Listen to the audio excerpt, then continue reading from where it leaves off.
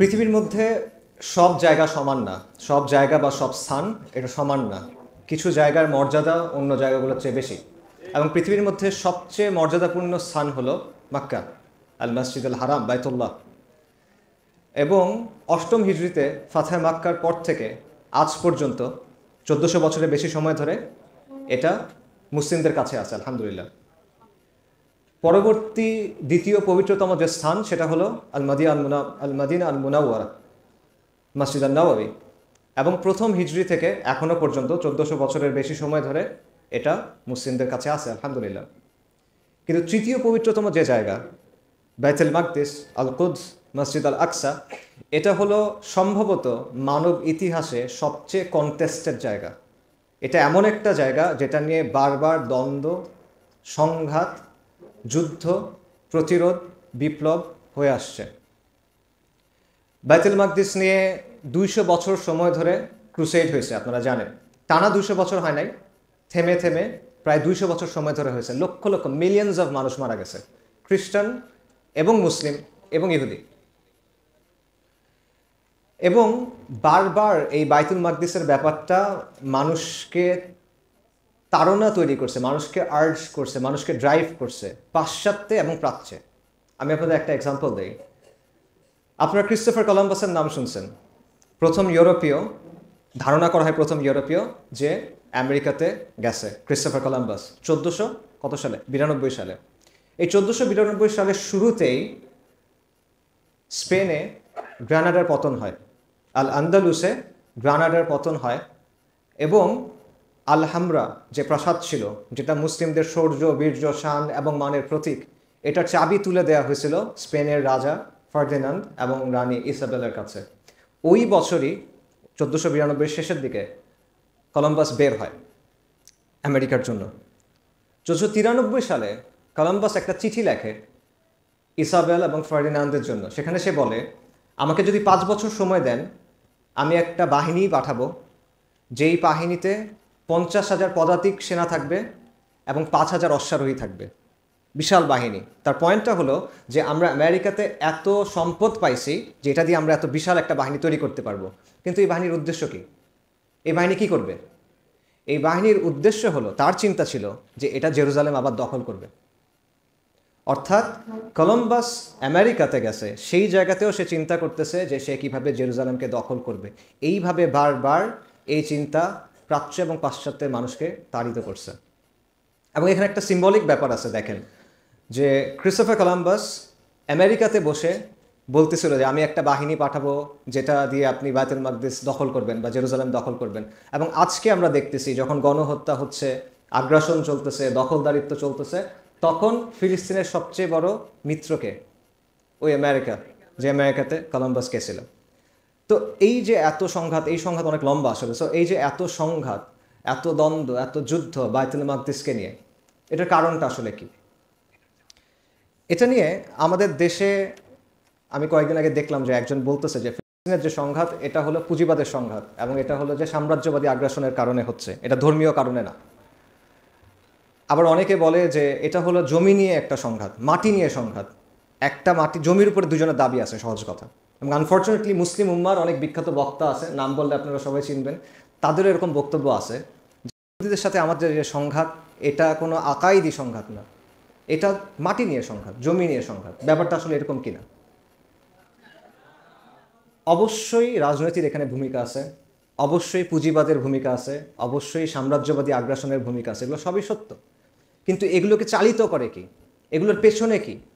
আমরা দেখি বুলেট, আমরা দেখি বর্ডার, আমরা দেখি বোমা, আমরা দেখি দখলদারিত্ব, এটা হলো বাহ্যিক চেহারাটা। বাট এর পেছনে কি আছে? কোন জিনিসটা এটা চালিত করে? এখানে বিশ্বাসের একটা ব্যাপার আছে, আকাইদার একটা ব্যাপার আছে। একটা জিনিস চিন্তা করে দেখেন, মূল চাওয়াটা যদি এটা হতো যে তাদের একটা থাকার জায়গা দরকার, তাহলে তো পুরো বিশ্বে অনেক জায়গা আছে, আল্লাহর দুনিয়াটা তো অনেক বড়, তাদের ওই জায়গাটাই কেন লাগবে?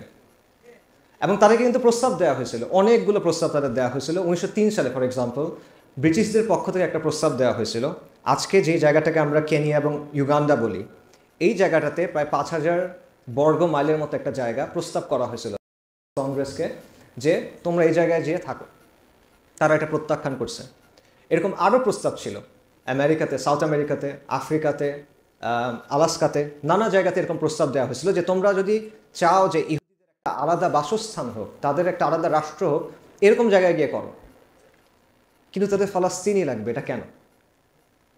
কারণ এখানে আকিদার একটা ব্যাপার আছে, এখানে প্রফেসির একটা ব্যাপার আছে, এখানে বিশ্বাসের একটা ব্যাপার আছে। সেই বিশ্বাসটা ভুল হইতে পারে। ভাই আলোচনা করে গেছেন যে ইহুদিদের অ্যাকচুয়াল তাদের লেখালেখি অনুযায়ী বিষয়গুলো কেমন, কিন্তু কিতাব অনুযায়ী বা তাদের কাছে যেই তথ্য ছিল সেগুলো অনুযায়ী তো তাদের ঈসা আলাইহিস সালামকে মেনে নেওয়া উচিত ছিল মাসিহ হিসেবে। তারা তো সেটা মানে নাই। তাদের তো রাসূলুল্লাহ সাল্লাল্লাহু আলাইহি ওয়াসাল্লামকে মেনে নেওয়া উচিত ছিল, কারণ তাদের কিতাবে সাইন ছিল। হুয়াই ইবনে আখতাব, আপনারা সবাই জানেন, সাফিয়া রাদিয়াল্লাহু আনহার পিতা, ওনার কথোপকথন আছে, তারা স্পষ্টভাবে চিনতে পারছে রাসূলুল্লাহ সাল্লাল্লাহু আলাইহি ওয়াসাল্লামকে, এটাই শেষ নবী। কিন্তু তারা মানে নাই, স্বীকার করে নাই, তাই না? সো একইভাবে তাদের ধর্মে অনেক কিছু আছে, বাট তারা নিজেদের মতো একটা বিশ্বাস ঠিক করে নিছে। এবং সেই বিশ্বাসটা কি? তারা বিশ্বাস করে, এই আলোচনাগুলো ভাই করে গেছে, আমি তাও সংক্ষেপভাবে রিপিট করতেছি। তারা বিশ্বাস করে যে সুলাইমান আলাইহিস সালাম একটা হাইকাল সুলাইমান তৈরি করছিলেন, যেটাকে তারা ফার্স্ট টেম্পল বলে, যেটা কয়েকশো বছর পর ব্যাবিলোনিয়ানরা ধ্বংস করে দেয়। তারপর জেরুজালেমের নিয়ন্ত্রণ নেয় পারস্যের একটা সাম্রাজ্য, সাইরাস দ্য গ্রেট। অনেকে মনে করে সাইরাস দ্য গ্রেট হলো জুলকারনাইন, আল্লাহ ভালো জানেন। সেই সময় জেরুজালেমের নিয়ন্ত্রণটা ইহুদিদের দেওয়া হয় এবং আবার একটা মন্দির তৈরি করে, সেকেন্ড টেম্পল। সেটা 70 খ্রিস্টাব্দে রোমানরা এসে ধ্বংস করে দেয়।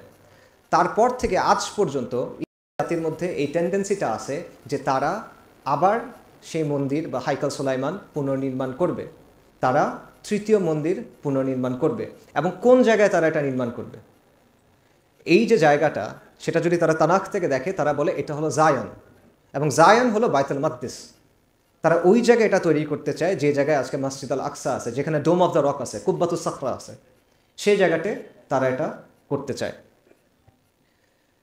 প্রথম দিকে যারা জায়নিস্ট ছিল তারা বেশিরভাগই সেকুলার ছিল, অনেকে নাস্তিক ছিল, কিন্তু স্টিল তারা এই যে যেই টানটা জায়ানেই আমার এটা হইতে হবে, বাইতুল মাকদিসের এই জায়গাটাতেই আমার রাষ্ট্র হইতে হবে, এই জিনিসটা থেকে তারা বের হইতে পারে নাই, যদিও তারা নাস্তিক ছিল। আর এখনকার বিশাল একটা অংশ তারা এটা অ্যাকচুয়ালি বিশ্বাস করে। পুরো পৃথিবীর বর্তমানে আপনারা যদি জরিপ দেখেন, অ্যাটলিস্ট 75% অফ জিউস, পুরো ওয়ার্ল্ডের 75% ইহুদিকে সমর্থন করে। কাজেই এখানে একটা আকীদার বিষয় আছে। বহু বছর ধরে তারা যে কাজটা করতেছে সেটা হলো তারা আল আকসার নিচে খোরাখুরি করতেছে। আপনারা দেখবেন যে ভাইরা আছে, মুসলিম সংগঠনগুলো, তারা এটা নিয়ে বারবার কথা বলেন, কারণ বলতেছে তারা এটা করতেছে আর্কিওলজিক্যাল ইনভেস্টিগেশনের জন্য, এটা প্রত্নতাত্ত্বিক অনুসন্ধানের জন্য। বাট অ্যাকচুয়াল বাস্তবতা হলো তারা এটা করতেছে মসজিদ আল আকসার বেইসটাকে দুর্বল করার জন্য। কারণ তারা চায় মসজিদ আল আকসা, কুব্বাতুস সাখরা, এই সবগুলো ভেঙে সেখানে তৃতীয় মন্দির বানানো, এবং এটার জন্য তাদের সব প্রস্তুতি তারা সম্পূর্ণ করে রাখছে। তাদের অ্যাকচুয়াল ডিজাইন বানানো আছে, টেম্পল ইনস্টিটিউট নামে একটা প্রতিষ্ঠান আছে, এরকম একাধিক প্রতিষ্ঠান আছে।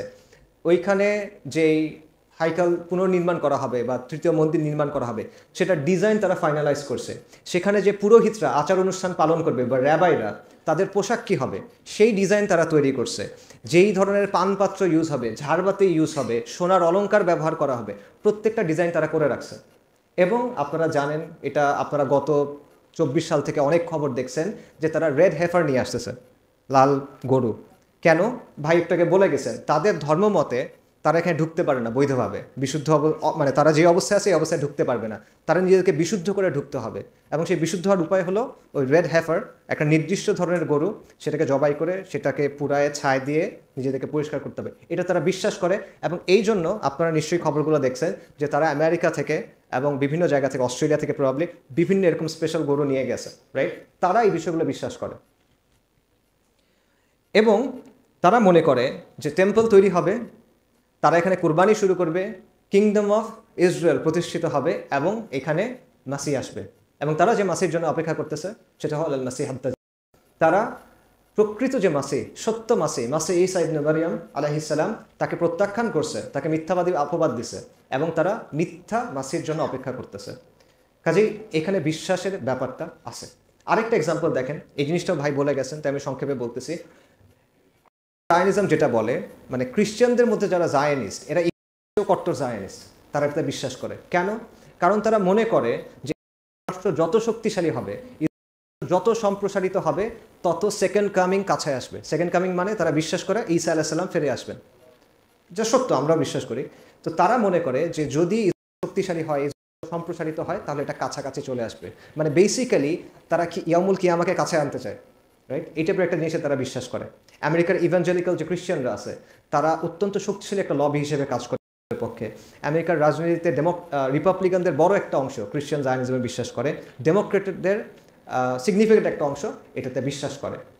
সো এখানেও আকিদার একটা ব্যাপার আছে। এই ক্ষেত্রে আপনারা একটা বই পড়তে পারেন, শেখ সাফর আল হাওয়ালির একটা বই আছে ইয়াউমুল গাদাব, সেখানে উনি এগুলো নিয়ে বিস্তারিত আলোচনা করছেন। আমি আপনাদের আরেকটা ঘটনা বলি। 1917 সাল, জেরুজালেম মাত্র ব্রিটিশদের নিয়ন্ত্রণে আসছে। ব্রিটিশ বাহিনীর প্রধান হিসেবে সেখানে গেছে এক জেনারেল, তার নাম হলো এডমান্ড অ্যালেনবি। সে জেরুজালেমে ঢুকলো, তারপর সে কয়েকদিন পর চলে গেল দামাস্কাসে। দামাস্কাসে তার কী কাজ? সে দামাস্কাসে একটা স্পেশাল জায়গায় গেছে। কোথায় গেছে? সুলতান সালাহুদ্দিন আল আইয়ুবির কবরের কাছে গেছে, এবং সে সুলতান সালাহুদ্দিন আল আইয়ুবির কবরে লাথি মারছে। লাথি মেরে বলতেছে, অ্যাওয়েক ও সালাউদ্দিন, উই হ্যাভ রিটার্নড।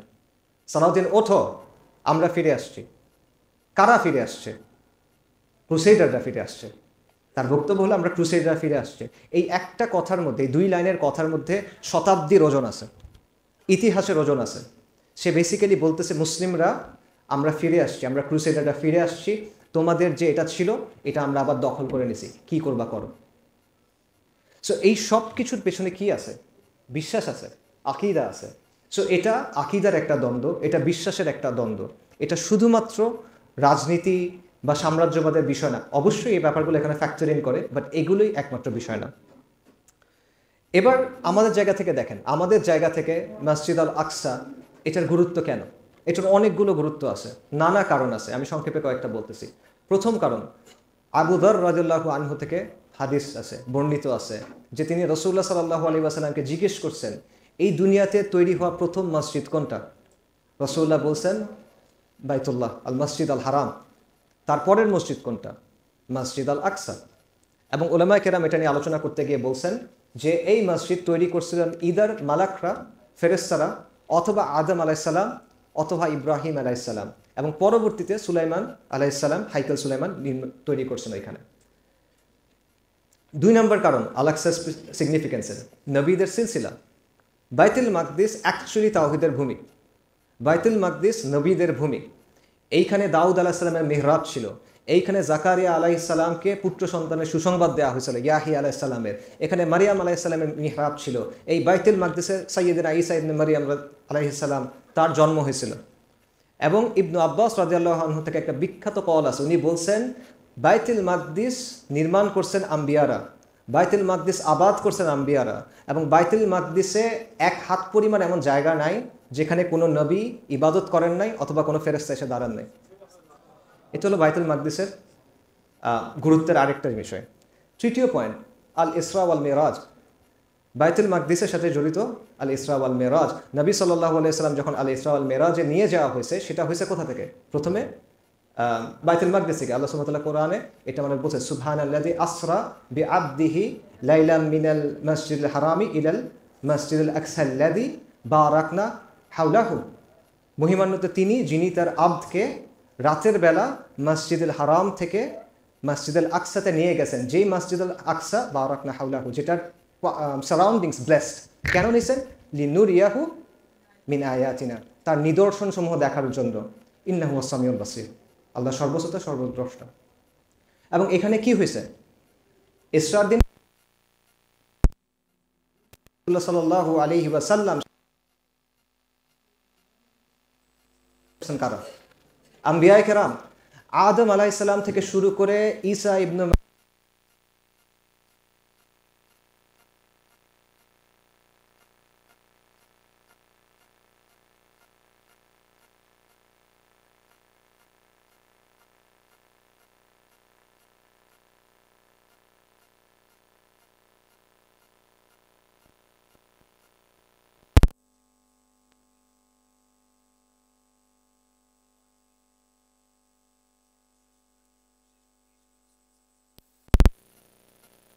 মতিতে সকল নবী ও রাসূল সেখানে সালাত আদায় করছে।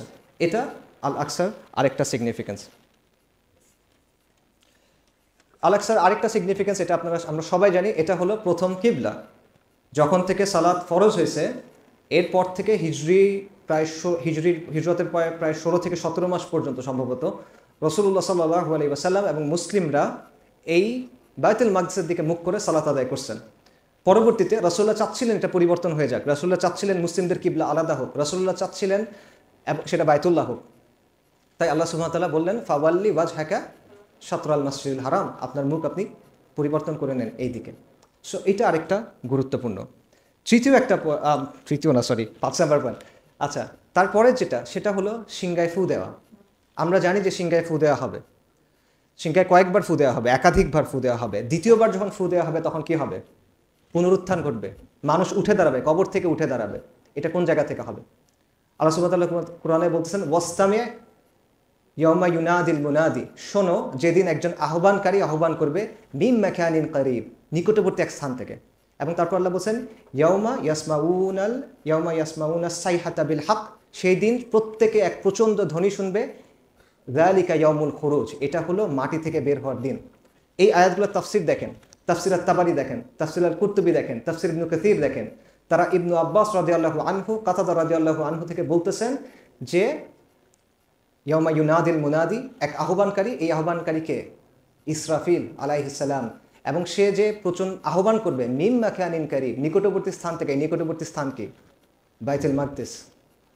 এবং ইমাম আল কুরতুবী তার একটা কিতাব আছে তাজকিরা, সেখানে উনি বলতেছেন শুধু এটা না, ইসরাফিল আলাইহিস সালাম সিংগায় ফু দিবেন একটা পাথরের উপর দাঁড়ায়, যেটা হলো আস-সাখরা, কুব্বাতুস সাখরা। আজকে আপনারা দেখেন না যে একটা সোনা দিয়ে মোড়ানো একটা মিনার আছে, এটা হলো কুব্বাতুস সাখরা। এখানে একটা পাথর ছিল, উলামায়ে কেরাম বলেন যে এই পাথর থেকে রাসূলুল্লাহ সাল্লাল্লাহু আলাইহি সাল্লামকে মেরাজের জন্য নিয়ে যাওয়া হয়েছিল।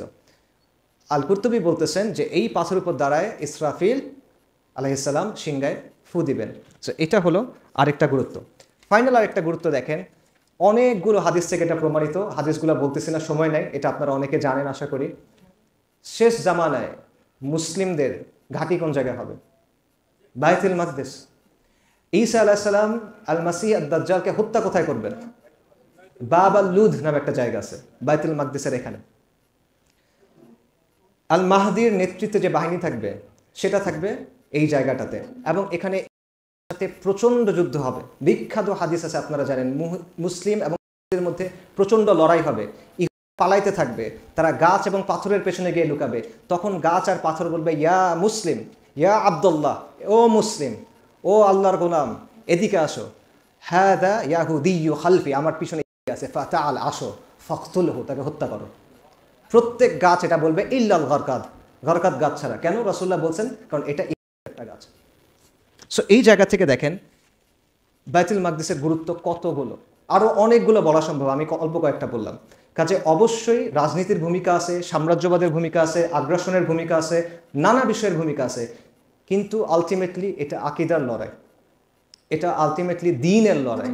এটা শুধুমাত্র ফলস্তিন নিয়ে একটা তর্ক না, এটা শুধুমাত্র ফিলিস্তিনের যে অধিবাসী তাদের বিষয় না, এটা ওই জাতীয়তাবাদী পতাকার বিষয় না যেটা আরব জাতীয়তাবাদের পতাকা। এটা কালেমার যুদ্ধ, এটা ইমানের সাথে কুফরের যুদ্ধ, যেই কুফর চিরন্তনভাবে চলতেছে। এই জিনিসটা আমাদের সবার স্পষ্ট হয়ে বোঝা দরকার। আল কুদস মুক্ত কিভাবে হবে এটা নিয়ে আমি বিস্তারিত আলোচনা করছি আগের একটা বিষয়, আপনারা চাইলে এটা ইউটিউবে আছে, শুনতে পারেন। ওই আলোচনা আমি এখন আর করবো না। আমি এটার জন্য কী ধরনের মাইন্ডসেট দরকার সেটা নিয়ে কিছু কথা বলার চেষ্টা করব। আল কুদস মুক্ত হওয়ার জন্য বা মুক্ত করার জন্য কী ধরনের মনোভাব দরকার, চিন্তা দরকার, সেটা নিয়ে কিছু কথা বলবো। এবং এই ক্ষেত্রে আমার কাছে মনে হয় একটা এক্সেলেন্ট এক্সাম্পল হলো নুরউদ্দিন জিঙ্কি রাহিমাহুল্লাহ, সুলতান নুরউদ্দিন জিঙ্কি রাহিমাহুল্লাহ। আপনারা অনেকে হয়তো তাকে চেনেন, সালাহুদ্দিনের মেন্টর, রাইট? নুরউদ্দিন জিঙ্কি একটা অদ্ভুত কাজ করলেন 1168 সালে খ্রিস্টাব্দে। উনি একটা রাজকীয় মিম্বার বানাইলেন, সিডার কাঠ দিয়ে, হাতির দাঁত দিয়ে সাজানো, দামি দামি মণিমুক্তা দিয়ে সাজানো, এবং এটা উনি আলেপ্পোর মসজিদে স্থাপন করলেন, হালেবের মসজিদে। এবং উনি বললেন এই মিম্বার হলো মসজিদ আল আকসার জন্য, এই মিম্বার আমরা গিয়ে মসজিদ আল আকসার উপর মধ্যে রাখবো এবং তারপর আমরা সেখানে সালাত আদায় করব। এই ঘটনার 20 বছরের মধ্যে এই কথা সত্য প্রমাণিত হয়েছে। কিন্তু নুরউদ্দিন জিঙ্কি তখন বেঁচে ছিলেন না। 1174-এ তিনি মারা গেছেন। আর সুলতান সালাহুদ্দিন আল আইয়ুবী রাহিমাহুল্লাহ তার নেতৃত্বে আল্লাহ বাইতুল মাকদিসকে ফাতাহ করে দিয়েছেন 1187-র দিকে। সো তিনি দেখেন নাই, কিন্তু তিনি শুরুটা করে দিয়ে গেছিলেন। নুরউদ্দিন জিঙ্গি বুঝতে পারছিলেন যে মুক্ত করার যে ব্যাপারটা, বাইতুল মাকদিসে মুক্ত করার যে ব্যাপারটা, এটা 1-2 দিনের ব্যাপার না, 1-2 মাসের ব্যাপার না, 1-2 বছরের ব্যাপার না, এটা প্রজন্মের একটা ব্যাপার, এটা একটা জেনারেশনাল প্রজেক্ট। উনি চারপাশে তাকায় দেখছিলেন যে মুসলিমরা দ্বিধাবিভক্ত, উনি তাকায় দেখছিলেন যে মুসলিমদের ঈমান দুর্বল হয়ে গেছে, মুসলিমদের অন্তর মরে গেছে, মুসলিমরা বাইতুল মাকদিস নিয়ে চিন্তা করতেছে না, মুসলিমরা একে অপরকে নিয়ে চিন্তা করতেছে না, একে অপরের বিরুদ্ধে ক্রুসেডদের সাথে চুক্তি করতেছে। তখন তিনি বুঝছেন যে বিভক্ত তলোয়ার আর মরে যাওয়ার হৃদয় দিয়ে জেরুজালেম মুক্ত হবে না। তাই তিনি কি করছেন? তিনি সিরিয়াকে একীভূত করছেন, তিনি সেনাবাহিনী তৈরি করছেন, তিনি ওলামায়ে কেরামের পৃষ্ঠপোষকতা করছেন, যাতে সমাজের মধ্যে ইসলাহ হয়, মানুষের ঈমানের ইসলাহ হয়, মানুষের চেতনা জাগ্রত হয়, মানুষ যেন বাইতুল মাকদিসের গুরুত্ব সম্পর্কে বুঝতে পারে। তিনি যে মঞ্চ তৈরি করে গেছেন, সেই মঞ্চে গিয়ে সালাহউদ্দিন আল আইয়ুবী বিজয়টা পাইছেন। নুরউদ্দিন জিঙ্গি ওই স্পার্কটা দিয়েছেন, ওই স্ফুলিঙ্গটা দিয়েছেন, যেটা পরবর্তী থেকে বিজয়ের দিকে আমাদের নিয়ে গেছে। সো আমাদের চিন্তাটা এইভাবে করা উচিত, জেনারেশনাল একটা প্রজেক্ট হিসেবে বিষয়টা আমাদের চিন্তা করা উচিত, আমাদের জেনারেশন তৈরি করা উচিত। নুরউদ্দিন জিঙ্গি নিজে দেখেন নাই, কিন্তু তিনি ওই প্রজন্ম তৈরি করে দিয়ে গেছেন যারা আল আকসাকে মুক্ত করতে পারছে। আমাদেরও সেভাবে চিন্তা করা উচিত, আমাদের ওই প্রজন্ম তৈরি করা উচিত যেটা এই বিজয়টা দেখবে। এবং আমি মনে করি এই প্রজন্ম তৈরি হচ্ছে। কারণ আপনি যদি গাজার দিকে তাকান, গাজায় যে ভয়ঙ্কর হত্যাযজ্ঞ চলতেছে, এবং এরপরও এত ভয়ঙ্কর হত্যাযজ্ঞের পরও সেখানে যে সবর আছে, সেখানে যে ইস্তিকামাত আছে, এটাকে আপনি কি বলবেন বলেন? এই জিনিসটাকে আপনি কি বলবেন বলেন? তাদের বিরুদ্ধে এমন কোনো অস্ত্র নাই যেটা ইউজ করা হয় নাই, একদম কাটিং এজ সব টেকনোলজি, মানে ক্লোজ প্রক্সিমিটিতে যা ইউজ করা যায় সব ইউজ করা হয়েছে, ড্রোন টেকনোলজি, AI টেকনোলজি, এর বাইরে conventional weapons of war, everything তাদের উপর ইউজ করা হয়েছে। তারপরও এই মানুষরা বলছে লা ইলাহা ইল্লাল্লাহ। গাজার বিষয়টা দেখলে আমার কাছে সূরাতুল বুরুজের কথা মনে হয়। সূরাতুল বুরুজে আল্লাহ সুবহানাহু ওয়া তাআলা বলেছেন কুতিলা আসহাবুল উখদুদ, আসহাবুল উখদুদ ধ্বংস হোক, অভিশপ্ত তারা, গর্তওয়ালাটা ধ্বংস হোক। কেন? তারা কি করছিল? তারা মুমিনদের আগুনে পুড়ায় মারছিল, আগুনের পরীক্ষার মধ্যে ফেলে মারছিল মুমিনদের। কারণ মুমিনরা বলছিল আল্লাহ এক। এই করতেছে তারা বাগি চাপা দিয়ে, পুরায়ে, পানি দিয়ে, এমন কিছু নাই যেটা নিয়ে তারা হত্যা করতেছে না, ছিন্ন বিচ্ছিন্ন করে আমাদেরকে হত্যা করতেছে। এবং এরপরও ওই আগুনের মধ্যে বসেও ওই মুমিনরা তাওহীদের স্বীকৃতি দিছিল। এবং আলহামদুলিল্লাহ এখনও আমরা এই জিনিসটা আমাদের চোখের সামনে দেখতেছি যে এত ধ্বংস, এত হত্যা, পুরো পৃথিবী কেউ তাদেরকে নাই হেল্প করতে পারতেছে না। অল্প একটা ছোট জায়গা আপনি ম্যাপে খুঁজে পাবেন না, সেইখানে মানুষ তারা ইস্তিকামতের উপর আছে, সবরের উপর আছে, তাওহীদের উপর আছে। সুবহানাল্লাহ।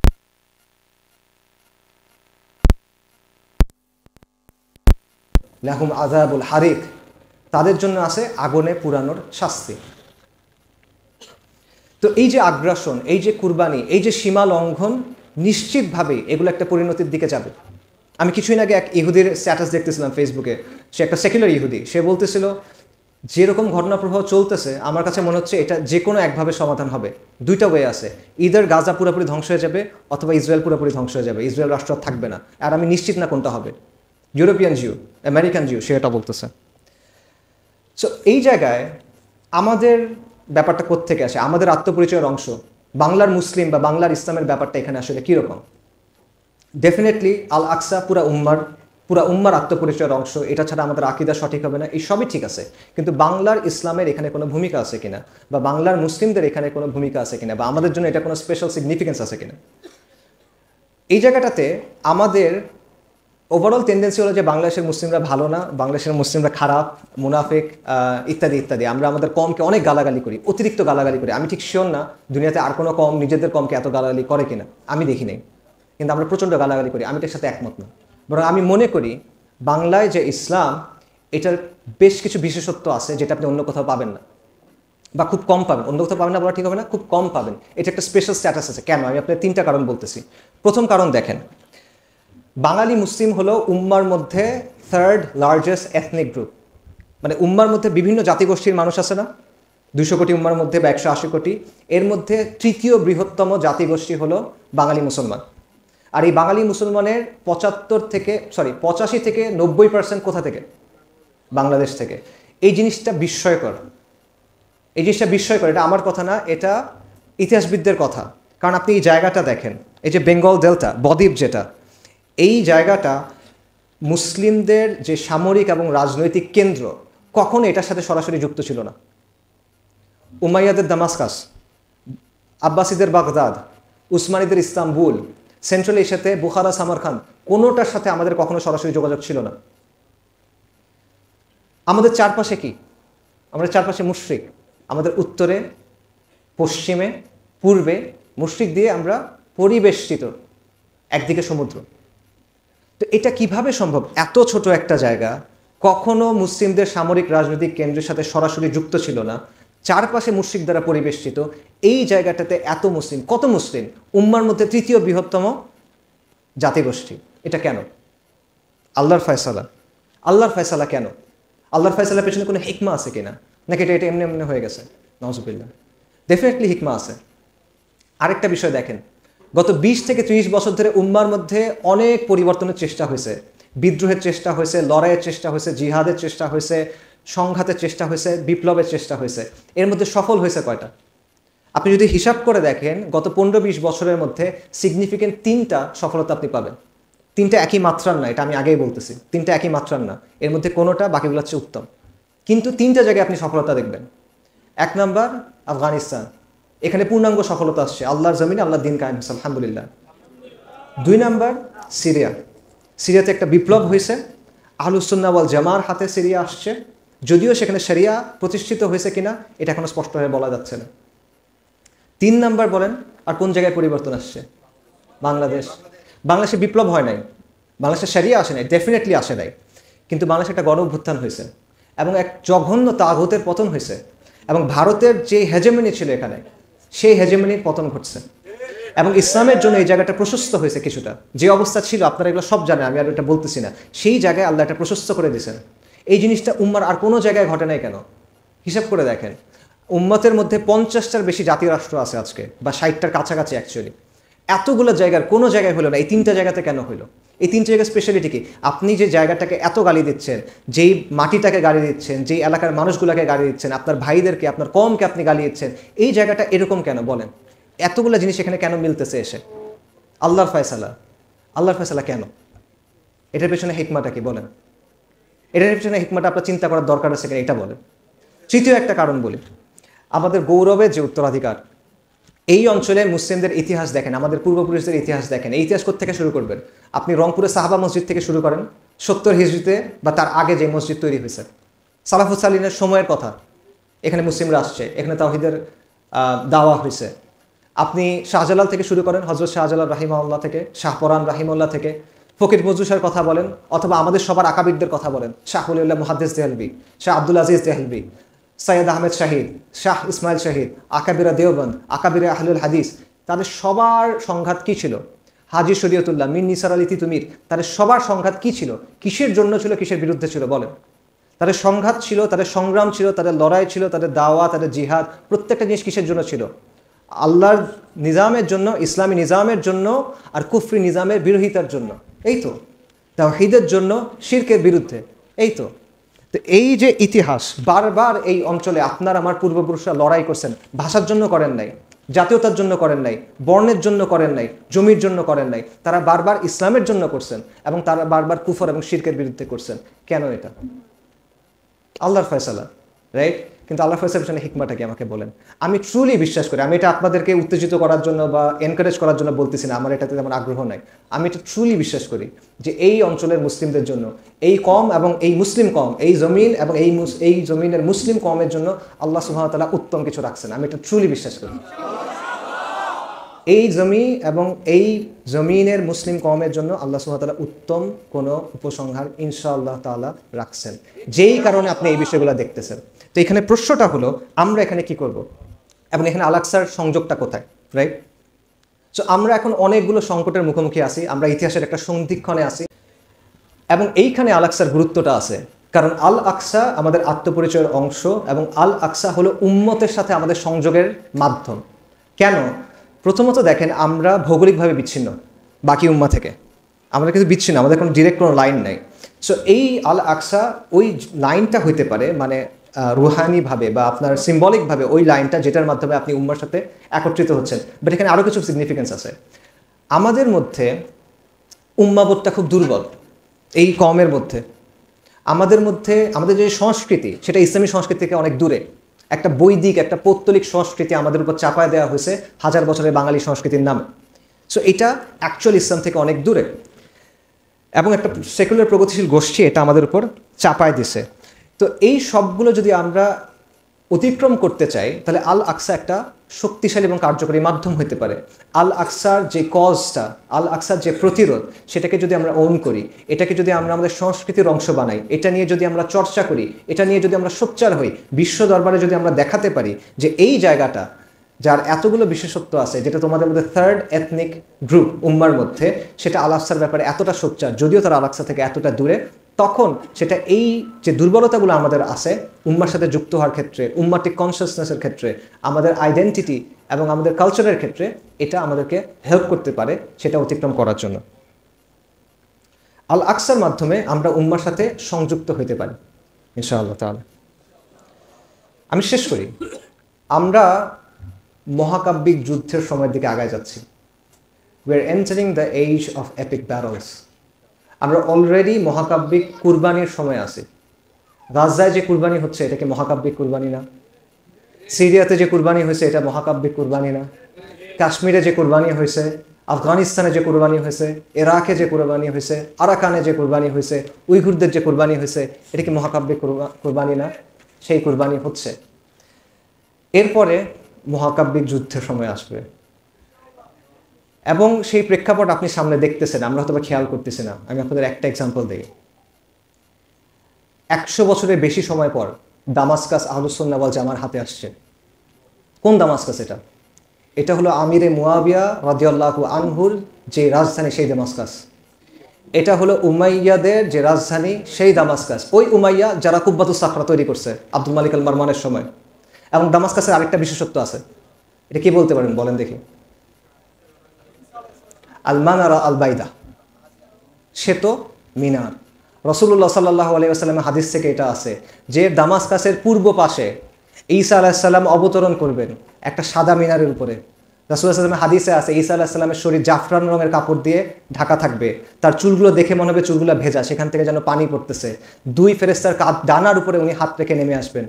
উনি নেমে আসবেন দামাস্কাসে, যেই দামাস্কাস 100 বছর ধরে আমাদের হাতে ছিল না। সর্বশেষ এটা আমাদের হাতে ছিল 1918-র দিকে, যখন উসমানীদের আন্ডারে দামাস্কাস ছিল।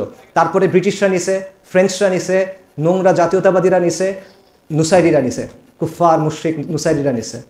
100 বছর পর এই দামাস্কাস আল্লাহ সুবহানাহু ওয়া তাআলা আহলুস সুন্নাহ ওয়াল জামার হাতে ফিরাই দিয়েছেন। কখন? এই 2024 সালে, আজকে থেকে 3-4 মাস আগে, 3.5 মাস আগে, রাইট? এবং মুজাহিদিন যখন দামাস্কাসে ঢুকছে তারা কি বলছেন আপনি জানেন? তারা বলছেন লাব্বাইক লাব্বাইক লাব্বাইক ইয়া আল্লাহ, আল্লাহ আমরা হাজির হয়েছি। এবং তারা বলছেন খাইবার খাইবার ইয়া ইয়াহুদ। এবং মুজাহিদিন স্লোগান দিয়েছেন খাইবার খাইবার ইয়া ইয়াহুদ, জাইশে মুহাম্মদ সাউফা ইয়াউদ। ইহুদ শোনো, মুহাম্মদ সাল্লাল্লাহু আলাইহি ওয়াসাল্লামের বাহিনী ফেরত আসতেছে। সো এই সব কিছু কি কোইন্সিডেন্স কিনা? এই সব কিছু এমনি এমনি হচ্ছে, কাকতালীয়ভাবে হচ্ছে না। আল্লাহ প্রেক্ষাপট তৈরি করতেছেন। ইবনুল আসিরের বিখ্যাত একটা উক্তি আছে, আল্লাহ যখন কোনো পরিণতি চান, আল্লাহ তখন সেটার প্রেক্ষাপট তৈরি করে দেন। আল্লাহ আমাদের জন্য যে পরিণতিটা চাচ্ছেন, এটার প্রেক্ষাপট আপনার সামনে তৈরি হচ্ছে। আল্লাহ আমাদেরকে বিজয়ের জন্য প্রস্তুত করতেছেন। আল্লাহ কোন পরিণতি চান? আল্লাহ বিজয় চান আমাদের জন্য। আল্লাহ লিখে দিয়েছেন, আল্লাহ সেই বিজয়ের জন্য আমাদের প্রস্তুত করছেন। ওয়াল্লাহু গালিবুন আলা আমরি ওয়ালাকিন্না আকসারান নাসি লা ইয়ালামুন। এই বিজয়ে আমরা কীভাবে ভূমিকা রাখবো, এটা একটা ইম্পর্টেন্ট বিষয়, এবং এটা নিয়ে আমাদের ভাবা দরকার, গভীরভাবে ভাবা দরকার। কারণ আমাদের সংগ্রামটা বা আমাদের লড়াইটা আফগানিস্তানের মতো হবে না, আমাদের লড়াইটা সিরিয়ার মতো হবে না। সেইখানকার অনেক কিছু আমাদের সাথে মেলে না। আফগানিস্তানের ভূপ্রকৃতি, আফগানিস্তানের ইতিহাস, আফগানিস্তানের মানুষের তারবিয়া, তাদের সমাজ ব্যবস্থা, সেখানকার আগ্রাসনের যে বাস্তবতা, এই বিষয়গুলো আমাদের এখানে নাই, সম্পূর্ণ ভিন্ন। তারা যেভাবে লড়াই করছেন অস্ত্রের মাধ্যমে, সেরকম কোনো প্রেক্ষাপট আমাদের এখানে দেখা যায় না। কাজেই আপাত দৃষ্টিতে মনে হয় আমাদের এখানে কাজ করতে হবে দাওয়াতের মাধ্যমে, আমাদের এখানে কাজ করতে হবে সামাজিকভাবে, আমাদের এখানে কাজ করতে হবে দাওয়া, ইসলাহ এবং তাজদিদের মডেলকে সামনে রেখে। যদি আল্লাহ প্রেক্ষাপট প্রস্তুত করে দেন সেটা ভিন্ন কথা। আল্লাহ প্রেক্ষাপট প্রস্তুত করে দিতে পারেন, আল্লাহু আলা কুল্লি শাইইন কাদির, যে কোনো সময়। কিন্তু তার আগ পর্যন্ত আপাত দৃষ্টিতে এটাই মনে হয় আমাদের কাজ করতে হবে সমাজ সংস্কারের কাজের মাধ্যমে সামাজিক শক্তি অর্জন করা, সামাজিক শক্তি থেকে সামাজিক আন্দোলনে পরিণত করা এবং সেখান থেকে সমাজ বিপ্লবের দিকে যাওয়া, পূর্ণাঙ্গ বিপ্লবের দিকে যাওয়া। আল্লাহু আ'লাম। কাজটা কঠিন মনে হতে পারে বা অনেক সময়ের কথা মনে হতে পারে, বাট আমি যেটা বললাম, আমি ট্রুলি দুটো জিনিস মনে করি। একটা জিনিস হলো যে আল্লাহ এই কম, এই জমিন এবং এই জমিনের মুসলিম কমের জন্য উত্তম কিছু রাখছেন। আমাদের সেই পরিণতির দিকে আগায় যেতে হবে এবং আল্লাহ আমাদেরকে বিজয়ের জন্য প্রস্তুত করতেছেন, যেটার প্রেক্ষাপট আমরা দেখতেছি। 100 বছর পর দামাসকাস আহলুস সুন্নাহ ওয়াল জামার হাতে আসছে, খুরাসানে তাওহীদের পতাকা উঠতেছে, আফগানিস্তানে আল্লাহর জমিনে আল্লাহর আইন কায়েম হয়েছে। হিন্দুকুশের গোত্রগুলা, গর্বিত এবং সম্মানিত গোত্রগুলো আবারও বিদ্রোহ করতেছে। যারা দশকের পর দশক ইংরেজদের বিরুদ্ধে করছে, তারা আজকে আবার বিদ্রোহ করতেছে কুফরি নিজামের বিরুদ্ধে। কাশ্মীরের গর্বিত যে মানুষরা, তারা হিন্দুত্ববাদের বিরুদ্ধে বিদ্রোহ করতে চাচ্ছে। আর আমরা পশ্চিম আফ্রিকা থেকে বিজয়ের সুঘ্রাণ পাচ্ছি, আমরা সাহেল থেকে বিজয়ের সুঘ্রাণ পাচ্ছি। ইনশাআল্লাহুল আজিজ, ইনশাআল্লাহ আমরা অতি শীঘ্র সুসংবাদ পাবো। আল্লাহ এই উম্মতকে বিজয় দিবেন, আল্লাহ উম্মতে মুহাম্মাদিকে বিজয় দিবেন, আল্লাহ উম্মতে মুসলিমাকে বিজয় দিবেন। এটা প্রতিশ্রুতি, এই প্রতিশ্রুতি আমাদের কাছে আছে। এই প্রতিশ্রুতি কে দিছেন? আল্লাহ আল আজিজ, আল্লাহ আল কাহ্হার, আল্লাহ আল কাহির, আল্লাহ আল জব্বার, আল মুতাকাব্বির, আল মালিকুল মুলক। আল্লাহ সুবহানাহু ওয়া তাআলা বলছেন, কাতাবাল্লাহু আগলিবান্না আনা ওয়া রুসুলি ইন্নাল্লাহা কাওয়িয়্যুন আজিজ। আল্লাহ সুবহানাহু ওয়া তাআলা আমাদের বিজয় দিবেন, সেই বিজয়ের জন্য প্রস্তুতি নেন। আল্লাহ আমাদের বিজয়ের জন্য প্রস্তুত করতেছেন, আপনি প্রস্তুত হন। নিজেকে প্রস্তুত করেন, নিজের সমাজকে প্রস্তুত করেন, নিজের পরিবারকে প্রস্তুত করেন, এই মাটিকে প্রস্তুত করেন, ওই কাফেলাকে প্রস্তুত করেন এবং ওই প্রজন্মকে প্রস্তুত করেন, ওই প্রজন্মকে প্রস্তুত করেন যেটা বিজয়ী প্রজন্ম হবে।